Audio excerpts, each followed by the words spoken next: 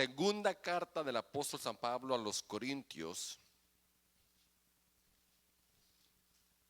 Y cuando lo encuentra se pone de pie porque vamos a leer versículo 1 al versículo número 11.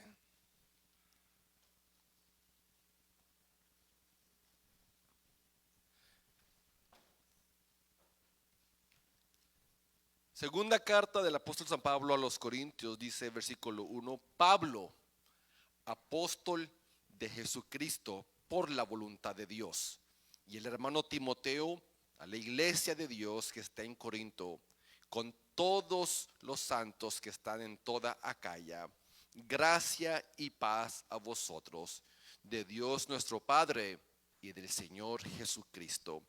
Bendito sea el Dios y Padre de nuestro Señor Jesucristo, Padre de misericordias y Dios de toda consolación, el cual nos consuela en todas nuestras tribulaciones, para que podamos también nosotros consolar a los que están en cualquier tribulación, por medio de la consolación con que nosotros somos consolados por Dios. Porque de la manera que abundan en nosotros las aflicciones de Cristo, así abunda también por el mismo Cristo nuestra consolación. Pero si somos atribulados, es para vuestra consolación y salvación. O si somos consolados, es para vuestra consolación y salvación, la cual se opera en el sufrir las mismas aflicciones que nosotros también padecemos. Y nuestra esperanza respecto de vosotros es firme, pues sabemos que así como sois compañeros en las aflicciones, también lo sois en la consolación. Porque, hermanos, no queremos que ignoréis acerca de nuestra tribulación que nos sobrevino en Asia, pues fuimos abrumados sobremanera, más allá de nuestras fuerzas, de tal modo que aún perdimos la esperanza de conservar la vida. Pero tuvimos en nosotros mismos sentencia de muerte, para que no confiásemos en nosotros mismos, sino en Dios, que resucita a los muertos, el cual nos libró y nos libra, y en quien esperamos que aún nos librará de tan gran muerte, cooperando también vosotros a favor nuestro con la oración, para que por muchas personas sean dadas gracias a favor nuestro por el don concedido a nosotros por medio de muchos. Hasta ahí nomás. Tome su lugar, por favor.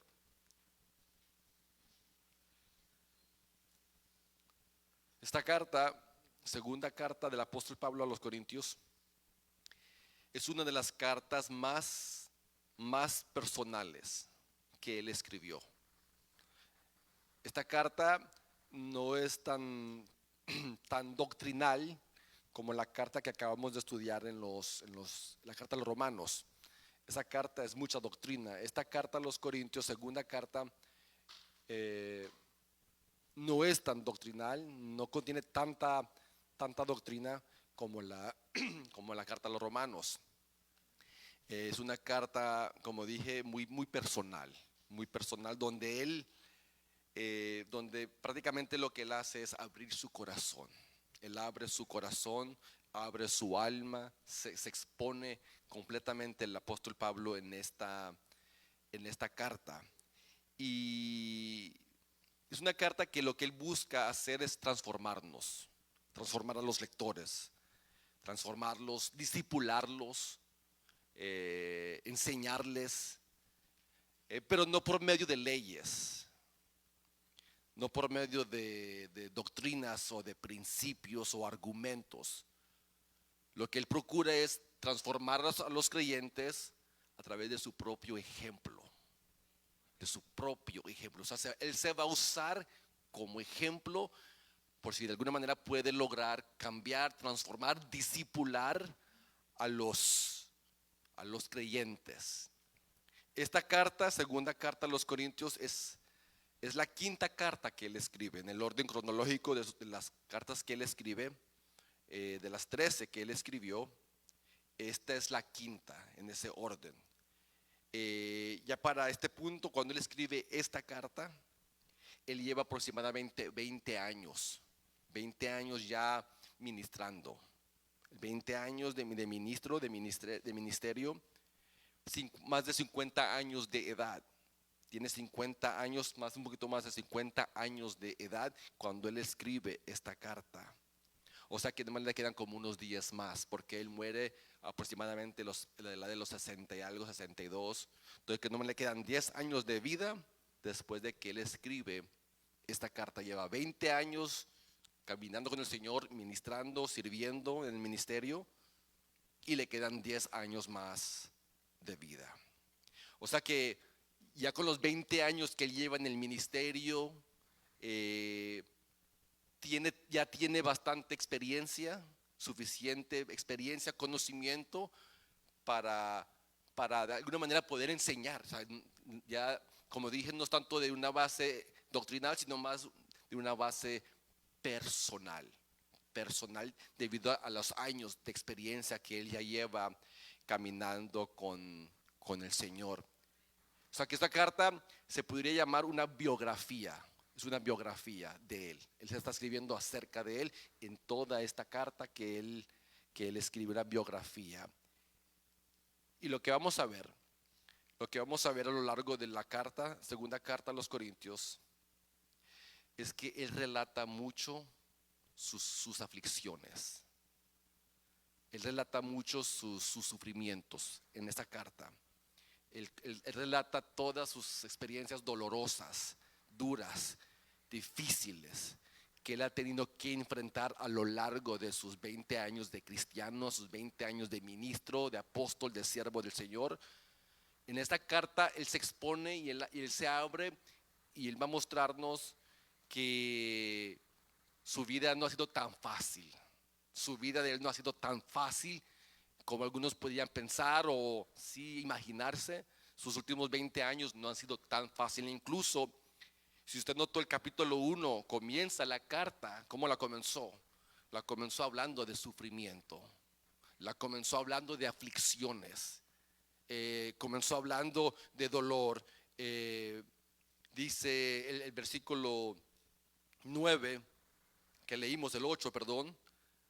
Él les dice a los hermanos: no quiero que desconozcan las aflicciones que sufrimos allá en Asia.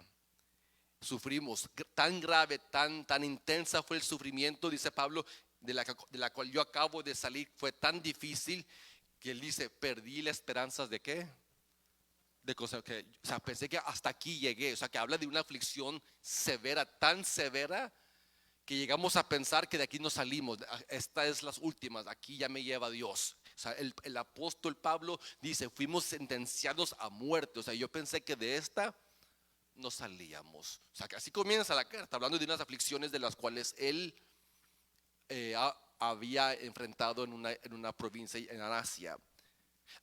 Oiga, nomás, si usted quiere, busque su Biblia, 2 Corintios 11, para que nomás note el tono de la carta, el tono de esta carta.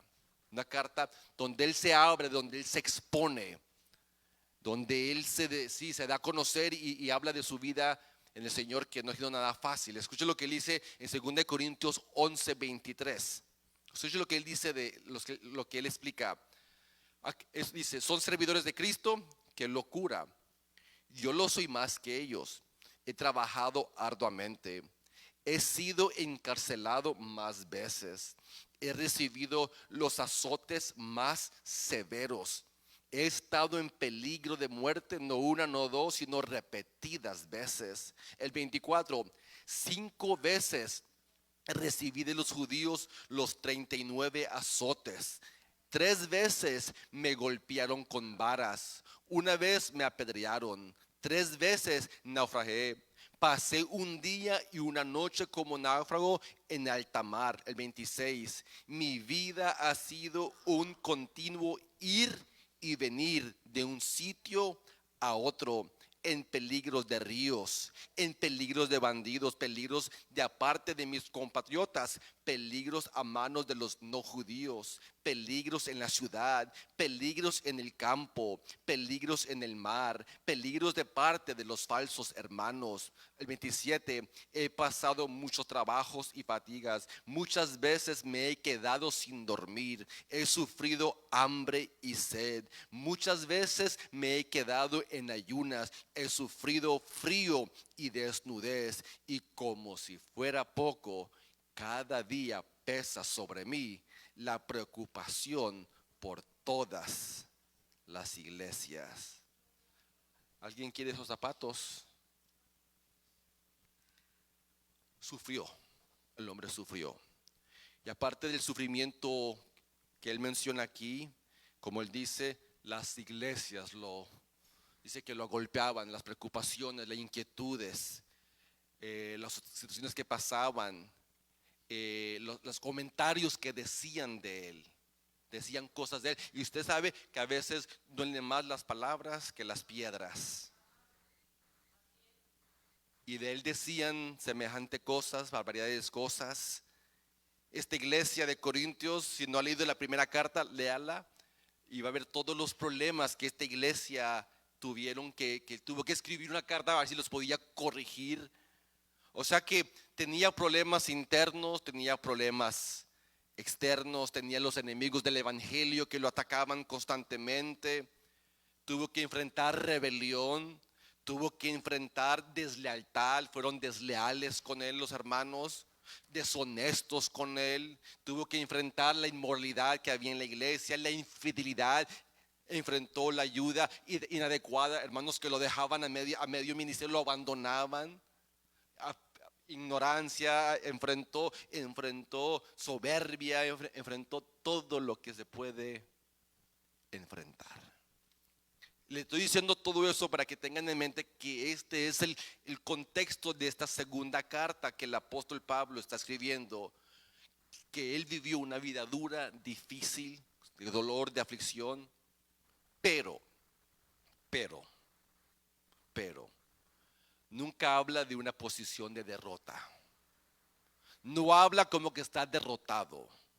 Nunca se va a presentar como que es un siervo derrotado, fracasado.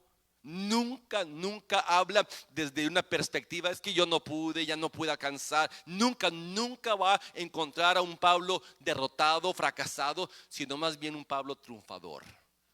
En medio de todo el sufrimiento y las aflicciones, el tono de la carta es un tono de triunfar, que se puede, se va a vencer, no importa lo que me venga, vamos a lograr, vamos a enfrentar, nada me puede, nada pudo. O sea, lo que estoy diciendo es que el tono de la carta es un tono de triunfo, de victoria, a pesar de las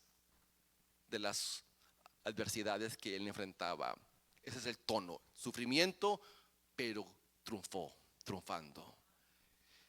Y entonces es aquí donde esta carta se va a volver, pero muy práctica para nosotros, muy práctica. Como dije, no es tanta doctrina, no es tantas enseñanzas teológicas, sino más, es algo más práctico su vida. Y se va a volver las enseñanzas de esta carta muy práctica, porque no sé si le habían dicho, pero les voy a decir. Al igual que Pablo, usted también va a enfrentar aflicciones. Al igual que Pablo, también nosotros vamos a enfrentar adversidades. Eso lo dijo Cristo de antemano. Juan 16:33, Él nos los advirtió de antemano. Él dijo, en el mundo tendrán aflicciones. O sea que ya fuimos advertidos para que cuando nos suceda no estemos sorprendidos. En el mundo van a tener, o sea, no dice posiblemente. No, es una seguridad garantizada en el mundo. Usted, hablándole a los suyos, ustedes van a tener aflicción. O sea, que o sea, lo que le pasó a Pablo, ella lo sabía de antemano. Cristo se lo reveló a él, al igual que usted a mí. Van a sufrir, van a haber aflicciones, van a haber adversidades. Él no los advierte antes de que ocurra para que no sea sorpresa. Yo pensé que iba a ser fácil, yo pensé que iba a ser sin luchas. No. Venir a Cristo no te elimina los problemas, las adversidades. Al contrario, escuche lo que se le dijo a los primeros cristianos en Hechos 14:22. A los primeros cristianos de Hechos 14:22, escuche lo que se les dice a sus hermanos. Les dice: hermanos, es necesario que a través de muchas tribulaciones entremos en el reino de Dios. O sea, lo mismo que dijo Cristo, lo mismo le repiten los discípulos a los primeros cristianos. Es necesario, van a pasar aflicciones, van a pasar adversidades. O sea que lo que Pablo va a enfrentar, lo que Pablo ha enfrentado, no es algo solamente de él o de algunos, es de todos los que nos llamamos cristianos. De todos, de todos. Entonces la pregunta no es: ¿vas a enfrentar aflicción? Esa no es la pregunta. La pregunta ya se contestó: sí, vas a enfrentar aflicciones, adversidad. Eso es un hecho. La pregunta es: ¿vas a perseverar? La pregunta no es si vas a enfrentar y vas a tener problemas. No, eso ya es de lo por un hecho. La pregunta que yo me tengo que hacer a mí mismo es: Juan, ¿voy a permanecer o voy a retroceder? ¿Voy a perseverar o voy a abandonar? Cuando a la hora de las aflicciones lleguen, las dificultades que nos lleguen, la pregunta es: ¿cómo voy a enfrentarlas? ¿Cómo voy a reaccionar ante la prueba, ante la adversidad? Esta es la verdad, ¿cómo? Y entonces el apóstol Pablo, a través de sus propias experiencias, lo que él busca es formar cristianos que perseveren. Lo que él va a buscar a través de su segunda carta a los Corintios, al escribir esa carta, es enseñarles cómo se puede triunfar a pesar de las circunstancias, a pesar de las adversidades, cómo poder triunfar. O sea que el objetivo de Pablo es: si yo puedo, ustedes también pueden. Ustedes también. Si yo pude, con todo lo que ya les dije, he mencionado, si yo sigo y acabé la carrera, peleé la buena batalla y me espero una corona, si yo pude, ustedes también pueden. Entonces la carta totalmente ese es el fin que él va a buscar. Hablando de tantos temas, una carta con muchos temas diversos, pero el fin es ese: es enseñar que a pesar del sufrimiento, el cristiano puede triunfar. Y todo el capítulo que acabamos de leer, o todo el pasaje, que acabamos de leer, de alguna manera es lo que él está tratando ya de plantar. Cómo vencer el sufrimiento, cómo lograr, cómo verlo, de qué perspectiva mirar el sufrimiento. Todo está aquí en esta porción que acabamos de leer. Hoy, por el tiempo, solamente vamos a ver los primeros dos versículos. Los primeros dos versículos que leímos. Y esos dos primeros versículos, el 1 y el 2, creo que de alguna manera lo que nos va a enseñar es cómo Pablo enfrentaba sus aflicciones, cómo las enfrentaba. O sea, en qué mentalidad, qué se decía o qué decía él en su mente que de alguna manera lo sostuviera a la hora de la dificultad. ¿Qué me debo de recordar yo? ¿Qué debo yo de recordar constantemente cuando esté a la hora de la prueba, a la hora de la adversidad? O sea, el versículo 1 de alguna manera yo lo miraba como que él se recuerda, él se alienta y recuerda a los lectores algunas verdades que yo debo de constantemente estar recordándome, para que a la hora de la prueba, a la hora de la adversidad no me venza, no me derrote. Entonces hay tres cosas que yo veo aquí que yo debo de recordarme constantemente. Y les digo, es fácil recordar todo esto cuando todo está bien. Es importante recordarlo cuando el agua lo tiene hasta aquí. Esos son dos elementos diferentes. Es fácil cuando todo está bien, sí, aleluya. Pero yo digo a la hora de la hora, en la hora de adversidad, en la hora de dolor, es ahí cuando debo de recordarme más que nunca estas verdades que el apóstol Pablo nos va a enseñar, que yo debo de constantemente recordar. Entonces yo noto a un Pablo que en medio de su adversidad, en medio de su sufrimiento, lo primero que él menciona, lo primero que él recuerda, lo primero que él dice, es que él es apóstol de Jesucristo por la voluntad de Dios. O sea, al decir que es por la voluntad de Dios, a lo que está diciendo es: yo soy apóstol porque Él me llamó.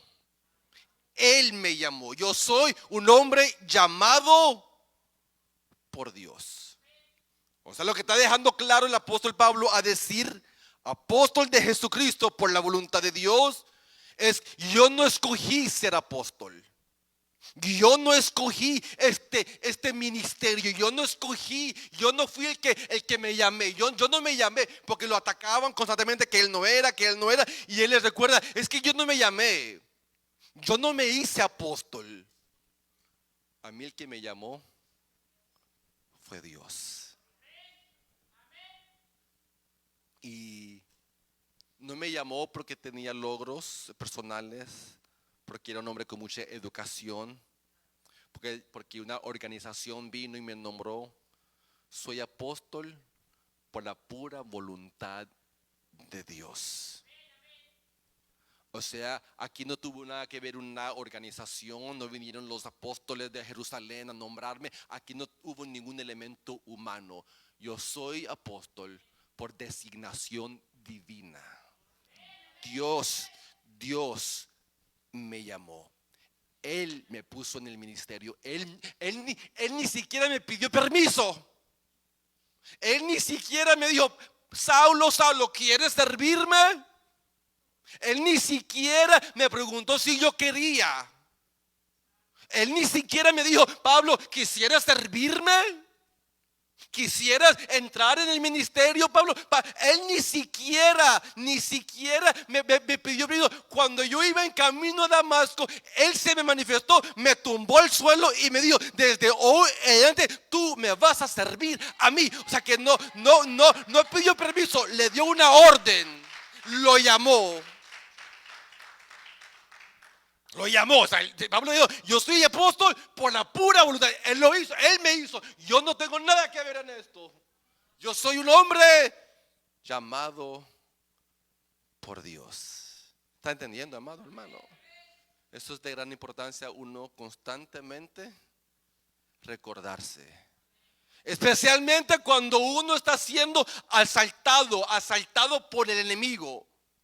Cuando uno está siendo golpeado, cuando uno está siendo atacado, cuando están viniendo las olas por todas partes, mentales, emocionales, espirituales, físicas, monetarias, cuando estoy siendo pues asaltado, recuérdate. ¿Qué dejas recordar? ¿Qué me voy a recordar yo? Dios me llamó. Dios me llamó.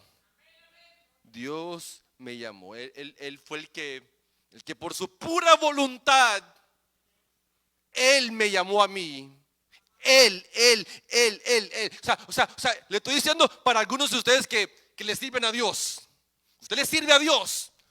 A usted le van a venir pensamientos de que usted no sirve. A usted le van a venir pensamientos de que usted no sirve en lo que hace, que no es bueno en lo que hace. O sea, le van a venir pensamientos, tal vez hasta oiga comentarios. Tal vez hasta lo ven a uno por línea y ponen: ¿y ese qué dice? ¿Y ese cómo va?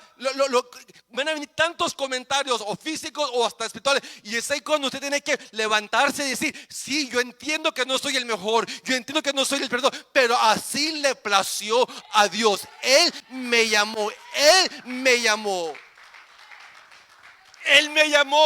No sirves como pastor.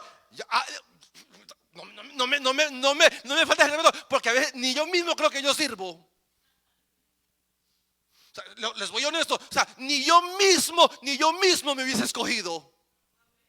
Si yo pudiese, yo no me hubiese escogido para este puesto, porque no me siento apto.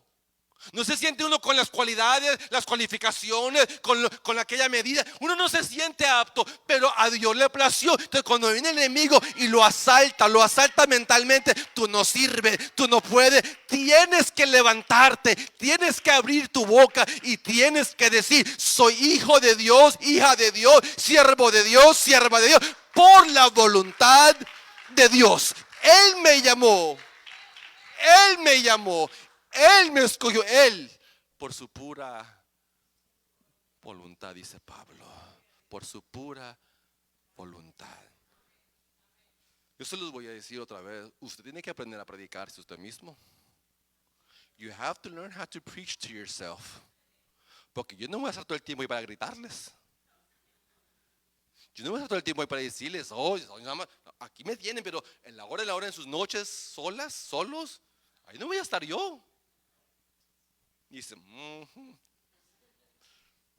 todo el tiempo me va a tener ahí para gritarle y decir, hermana, eres llamada de Dios, hermano. Por eso uno tiene que convertirse en su propio predicador. Usted tiene que comenzar a predicarse usted mismo. Usted mismo se tiene que autoalimentar.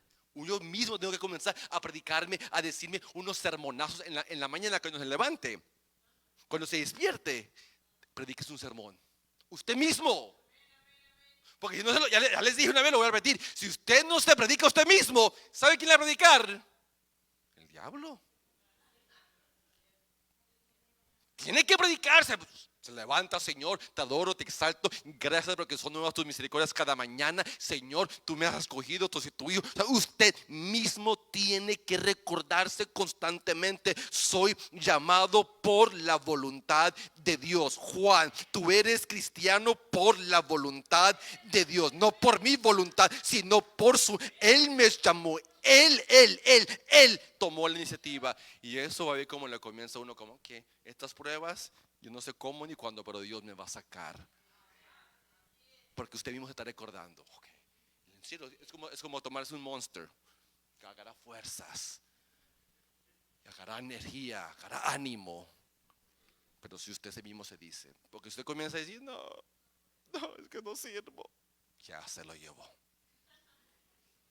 Es que yo no puedo, es que no, my life is so horrible. Si usted mismo se alimenta con esas palabras negativas, usted mismo se está hundiendo. Tiene que alimentarse con palabras de fe. ¿Entendieron, mis amados hermanos?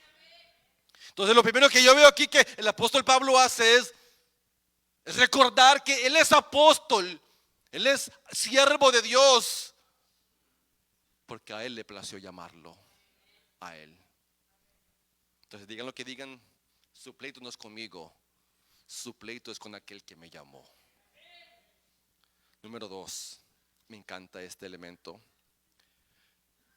Pablo se recuerda de que no solamente él es llamado, sino que también recuerda que él es hermano. Él es hermano. Escuche lo que dice en su introducción. Me encanta su introducción. O sea, note lo que dice: Pablo, apóstol de Jesucristo por la voluntad de Dios. No dice punto, sino que pone coma y el hermano Timoteo. Él pudo haber dejado esa parte fuera. Él pudo haber dejado esa parte en omisión. Pero aquí vemos la humildad de Pablo, que aunque él es el apóstol, él dice: no estoy solo, está conmigo mi hermano. No, mi hermano. O sea, la palabra es hermano. Ese es el término que me encanta. El hermano. El hermano Timoteo. Aquí está conmigo, mi amado. Porque para Pablo, Timoteo era muy querido. Timoteo era tan querido por el apóstol Pablo. Escuche esto: que de las 13 cartas que Pablo escribe, Timoteo se menciona en 10 de ellas. En 10 de las cartas se menciona a Timoteo. En 6 de ellas aparece en el saludo. Y 2 de las 13 fueron escritas al amado Timoteo. O sea que Timoteo era su hermano de milicia. Estaba con él en sus viajes. Estaba con él cuando plantaba iglesia. Pablo nunca se aislaba. Él no se creía el Superman, el superapóstol. No, él sabía que él dependía del apoyo ¿de quién? ¿De quién? Del hermano. Del hermano. El apóstol: Pablo, ¿tú puedes solo? No, yo necesito, porque aparte de ser llamado, también soy ¿qué? Soy hermano. Les digo esto, que la importancia de recordarse que uno es hermano. O sea que pertenezco a una familia, pertenezco a una comunidad. Es tan importante esto porque en la hora de la prueba, en la hora cuando están las adversidades, la mayoría, ¿saben lo que hacen? ¿Saben lo que hacen la mayoría? Ya lo he visto, se comienzan a aislar. se comienzan a aislar, se comienzan a separar. Cuando el desánimo te llega, cuando te golpea el desaliento, cuando estás en problemas, la tendencia, y que lo que el enemigo procura es aislarte, es separarte. Y incluso comienza poco por poco a dejar de asistir a la iglesia. Yo les he dicho, lo conozco, el que se sienta aquí al frente. Vamos a hablar de ese que no está hoy aquí. Hoy está aquí y de repente lo veo ya por la mitad. Y de repente lo veo en la última fila. Yo ya sé para dónde va. Aún en la manera en que se sienta. Comenzó aquí y ya la siguiente semana en la mitad. Y el último culto por allá. Y después está en el audio. No el hermano, no el hermano. Pero comienza como un lento retroceso, alejamiento. Porque la prueba, la adversidad te está alejando, te está queriendo absorber de esa comunidad, de esa familia. Entonces, por eso estoy diciendo en esta tarde que aparte de recordarme que soy llamado, también en la hora de adversidad, tengo que recordarme, soy hermano. Pertenezco a una comunidad de personas que estamos en la misma batalla. Estamos en las mismas, hermanos. Usted no está en una batalla lejana y la mía. Todos estamos en las mismas, enfrentando dificultades. A veces uno se sienta a hablar con el hermano y hermano, ¿qué problema? Yo creo que los míos estaban peor y el tuyo está. Ore usted por mí porque. Y me di cuenta que estamos en la misma batalla. Me di cuenta que estamos todos, uno batallando con esta cosa, aquel batalla con aquello, aquella está batallando. Es un campo de batalla. Es un campo de guerra. ¿Sí están entendiendo, amados hermanos? Yo ya entiendo, yo ya comprendo que estamos en eso. Por eso yo les voy a decir algo. Como hermanos, que estamos en la misma. Usted viene a mí y me dice, pastor, estoy siendo tentado. Me está tentando el diablo con X cosa. ¿Cree usted que yo me voy a alarmar? Yo no me alarmo. Yo no me alarmo si un hermano viene y dice, mire pastor, estoy batallando con esta área. Yo no me alarmo porque yo entiendo esta batalla. Yo entiendo que estamos en esta carne. O sea, a mí no me va a alarmar y que el pastor me va a juzgar. No lo voy a juzgar. No lo voy a condenar. Porque yo entiendo, comprendo que como hermanos estamos guerreando, hermanos. Estamos batallando. No sé si me están entendiendo. Pero yo sé, usted, es que, ahora, lo mismo que yo hago con ustedes, deben hacer conmigo. Yo también enfrento luchas, batallas, tentaciones. Porque estamos en este cuerpo. Y por eso si el hermano cae en pecado, ¿qué dice la Biblia que hay que hacer? ¿Qué hay que hacer con el hermano que cae en pecado? ¿Qué hay que hacer con él? ¿Aplastarlo? ¿Qué hay que hacer? Dice, vayan, ustedes que son espirituales, vayan, búsquenlo para que lo puedan restaurar. Es lindo Dios, porque somos hermanos, no somos enemigos. No somos enemigos. Aquí no nos comemos los unos a los otros. No. Mi guerra, mi lucha no es contra usted, no es contra mí.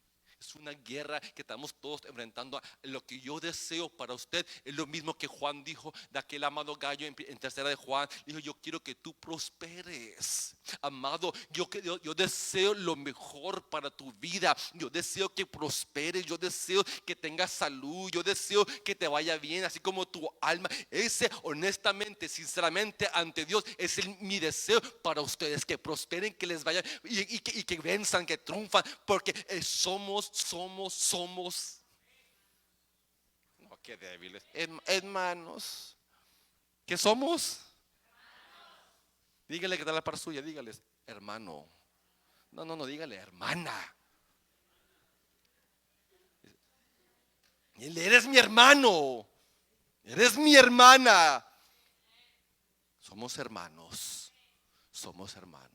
Pablo dice, yo me recuerdo de que estoy llamado, pero también me recuerdo de que soy hermano, y por eso aquí está conmigo el hermano Timoteo. Por último, les dice a los, en el saludo, no estamos en el versículo 1, después de recordarse que es llamado, recordarse que es hermano, dice a la iglesia de Dios que está en Corinto, con todos los santos que están en toda Acaya. Cuando usted escucha esa palabra santo, no se asuste, no se asuste, porque la palabra santo aquí solamente significa una cosa: significa que somos los apartados, somos los separados. Pablo dice, no, recuérdense que ustedes son los apartados, los separados. Dios nos apartó ¿de qué? Del pecado. Nos apartó del mundo para pertenecerle a Él. Un santo es un hombre o una mujer que ha sido, te arrancó Dios, porque estabas tan pegada, tenías pegamento gorila, tan pegados. Este mundo nos tenía atados, y Dios vino con su poder y su brazo, te arrancó, te separó. Y después te dice, y después te hace suyo. Ahora eres mío, a tal grado que la Biblia enseña que Él pone hasta un sello. Así enseña la Biblia, que Él pone sellos de propiedad. ¿Sabía usted eso? Que así como al ganado que le ponen un sello. Si nos puso así yo a nosotros, estamos sellados. Usted no lo ve, ¿me ve un sello? No lo ve. Pero sí, yo lo que dice Timoteo. Dice, lo que dice Timoteo, 2 Timoteo 2:19. El fundamento de Dios está firme, teniendo este sello. ¿Conoce el Señor a quiénes? O sea, que el Señor no lo ve usted no lo ve, pero Él sí lo ve. Y Él sabe quiénes son los suyos. Él sabe quiénes son. Jesús dijo en San Juan 10:14, yo soy el buen pastor y yo conozco mis ovejas, y mis ovejas a mí me conocen. ¿Sí están entendiendo, amado hermano?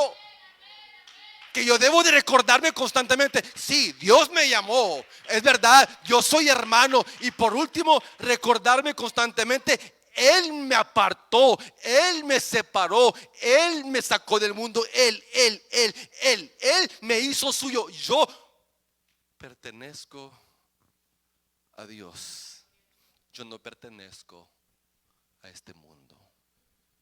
Porque a la hora de las pruebas, a la hora de las dificultades, ¿qué creen que va a pasar? ¿Qué creen? Estamos abrumados, problemas, dificultades. ¿Qué creen ustedes que vamos a pensar? ¿Qué creen ustedes que nos va a hacer pensar aquí el enemigo? ¿Qué creen?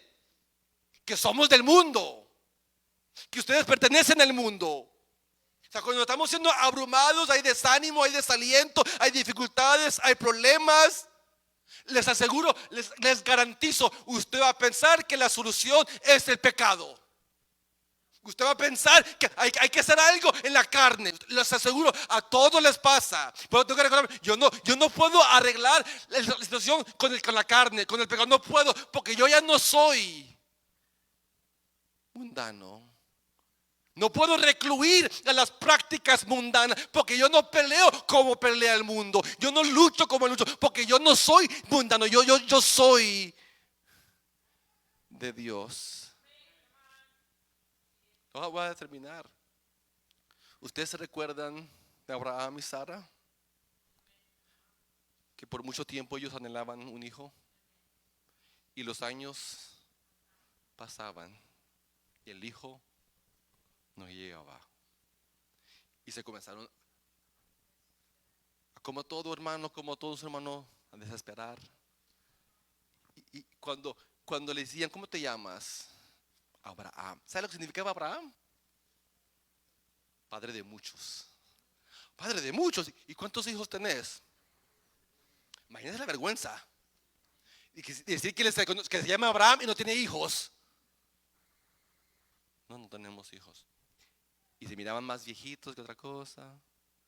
Imagínense la desesperación, la aflicción. Y en aquellos tiempos no tener hijos era como una afrenta. Era duro. En esos tiempos, por favor entienda que los tiempos han cambiado. Pero en esos tiempos no tener hijo.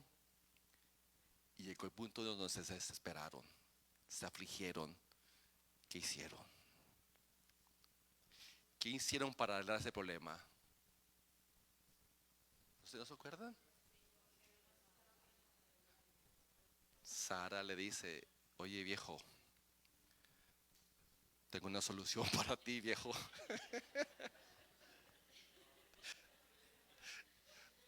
Oye, viejo, hay un problema, pero tengo la solución.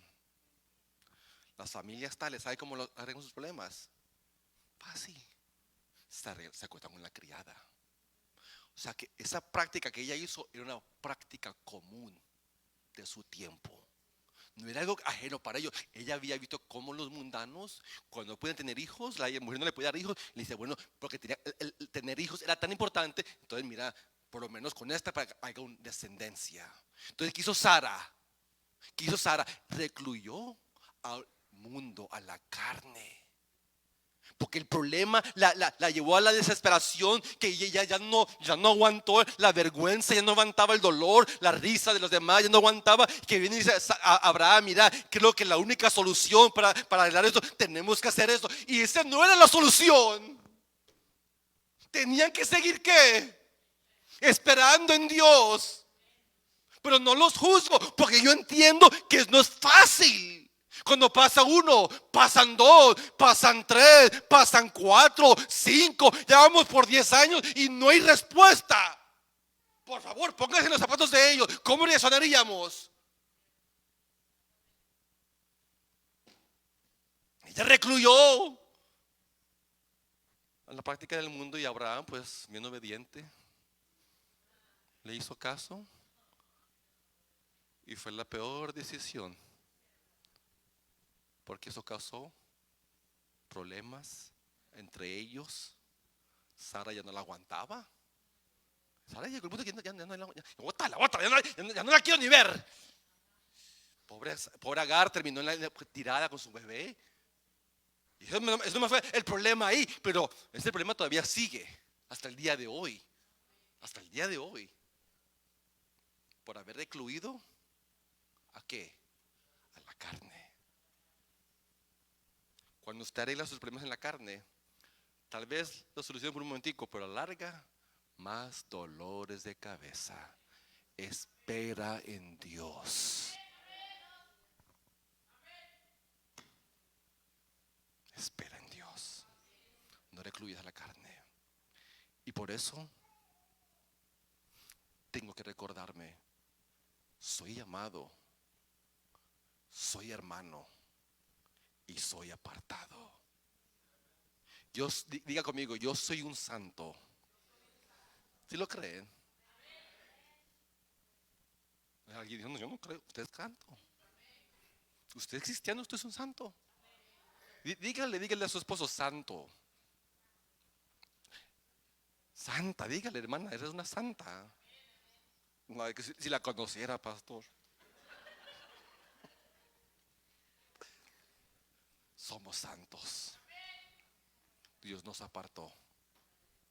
Yo soy un santo. Él dice que los santos en Acaya. Hoy somos los santos en Ebenezer Terrell.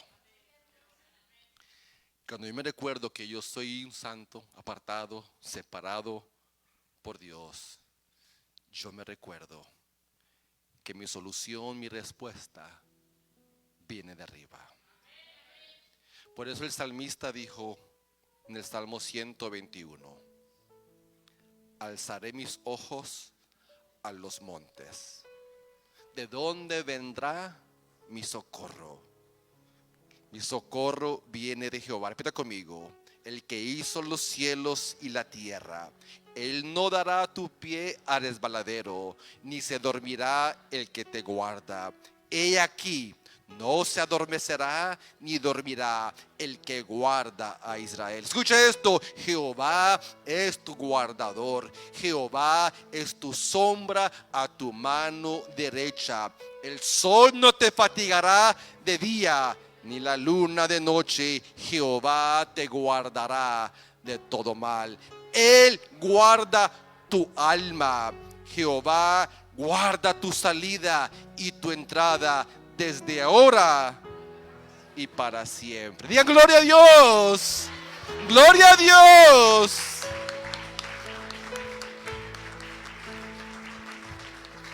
Que somos los llamados. ¿Qué más? ¿Y qué más? Somos los hermanos, somos los apartados, somos los llamados. Recuérdese constantemente su identidad. Y dice el versículo 2, que la gracia y la paz de Dios sea sobre vosotros.